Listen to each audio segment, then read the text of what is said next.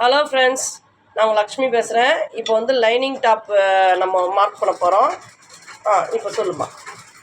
First shoulder வந்து 2.5 inch mark பண்ணிக்கணும். Neck வந்து 2.5 இன்ச் மார்க் பண்ணிக்கணும். இங்க இருந்து கரெக்டா பாத்தீங்கன்னா 2.5 வரும். ஷோல்டர் வந்து ஒவ்வொருத்தருக்கும் ஒரு ஒரு அளவு மாறும். இவங்க கொஞ்சம் ஒல்லியா இருக்கிறதால இவங்களுக்கு 3.5 ஷோல்டர் மார்க் பண்றோம்.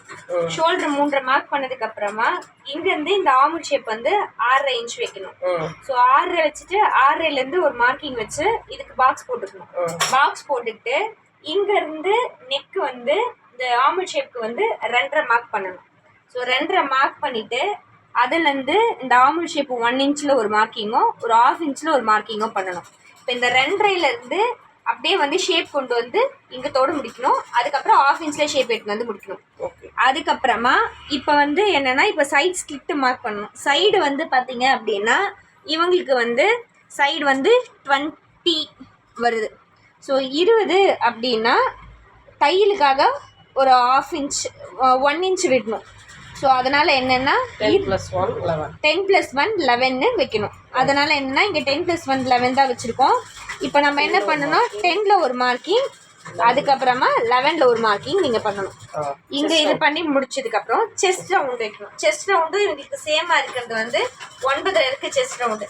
அதில் தையலுக்காக என்ன பண்ணணும்னா 9ல் ஒரு மார்க்கிங், தையலுக்காக 1.5 இன்ச் விட்டுட்டு 9லையும் ப்ளஸ் ஒரு 1.5 ஆட் பண்ணால் 11 வரும். ஸோ அதனால் என்ன பண்ணணும்னா 11ல் ஒரு மார்க்கிங். ஸோ 9ல் ஒரு மார்க் பண்ணணும், 11ல் ஒரு மார்க் பண்ணணும். இது ரெண்டுத்துக்கும் சென்டர் வந்து பார்த்தீங்கன்னா மொத்தமாக இது 14 இருக்கும். இந்த சென்டர் வந்து பார்த்தீங்கன்னா ஓப்பன் நைட் வந்து 7ல் சென்டராக மார்க் பண்ணி அதிலேருந்து இதுக்கு ஸ்ட்ரைட்டாக இதோட சென்டர் பாயிண்ட்டுக்கும் இதோட சென்டருக்கும் சைடை சென்டர் வச்சு ஸ்லிப் கட் பண்ணணும். இப்போ மேலே என்ன வி ஷேப்காக வைக்கணும். இப்போ மேலே என்ன ஹைட்டு 11 வருதோ அதே ஹைட்டு 11 கீழேயும் மார்க் பண்ணணும்.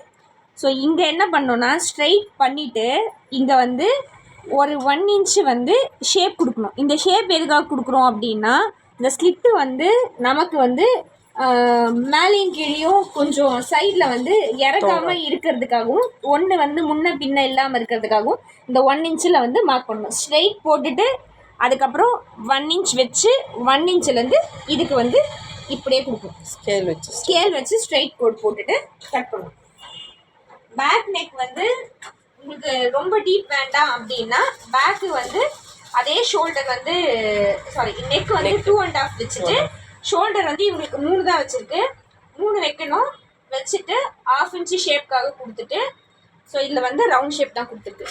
ஓகே, அவ்வளோதான். பேக் நெக் 3, ஃப்ரண்ட் நெக் வந்து 5 வச்சுருக்கோம். 5ல் வந்து 1/2 இன்ச் வந்து இதுக்கும் நெக்குக்காக இதில் வந்து டிசைன் வருதுன்றதால ரவுண்ட் நெக்கே கொடுத்துட்டு இதுக்கு 1/2 இன்ச்சு ஷேப் எடுத்துட்டு முடிக்கணும். ஓகே ஃப்ரெண்ட்ஸ், நெக்ஸ்ட் வந்து ஸ்லீவ் அட்டாச் பண்ணும், ஸ்லீவ் கட்டிங் பார்த்துக்கலாம். தேங்க்யூ.